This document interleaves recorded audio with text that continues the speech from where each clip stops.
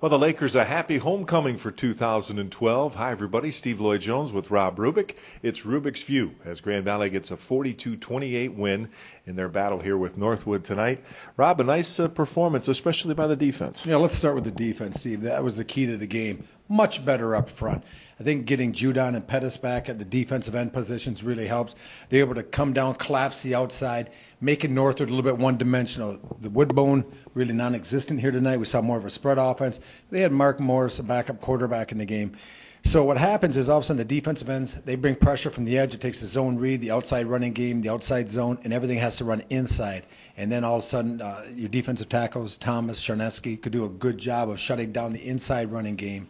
And then also some excellent play from the secondary. Jack Sauber came in a backup role, dominant performance here today. 8 tackles, interception, a couple tackles for loss. Really a fine effort. Overall, defensively, very, very good performance. That's right. Matt Judon back. He played really well up front. You had Luther Ware at the linebacker position doing a great job. As well.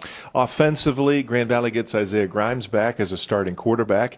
He did a really nice job. Kirk Spencer, more good running from him on the ground, and Hershey Jackson, some nice moments. Yeah, I agree with the running backs, but it all starts with the offensive linemen. Really a nice job in the zone game. Staying up, staying on, creating those natural seams, and then all of a sudden Spencer, he's sliding through 15-yard gain. You got Hershey Jackson, the bigger back, breaking some tackles. Even Ben Hutchins late in the game coming in, showing that he was very effective in the running game as well. So a nice job by this Laker offense, a nice job by the Laker defense.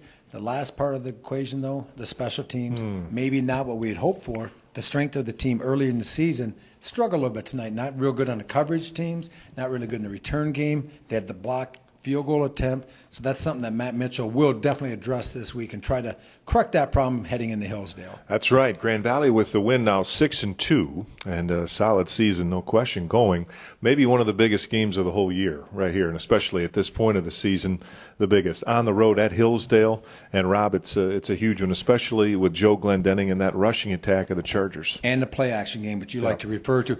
A little bit of a mirror of what Grand Valley likes to run, though. Grand Valley's a big running team, likes to run the zone outside and come back with the play action and get the ball down the field to their big receivers. So they're going to see a little bit of that next week, and hopefully they play as well up front as they did today, and they'll be able to stay with 4 back and not have to cheat a safety up and run support to help out, and they can slow down that rushing attack with just 7 up front, not having to commit an 8th. Because once you commit that 8th up front, then you're forced to place a man behind it in that play action game. You draw that other safety up, then get big plays behind you. A little bit of a unique kickoff time next week. 2:30 will be the kick, 1:30 the coverage. That'll begin on the network, and that'll do it for us today. For Rob Rubick, I'm Steve Lloyd-Jones. Thanks for watching Rubick's View here in the Grand Valley Sports Network.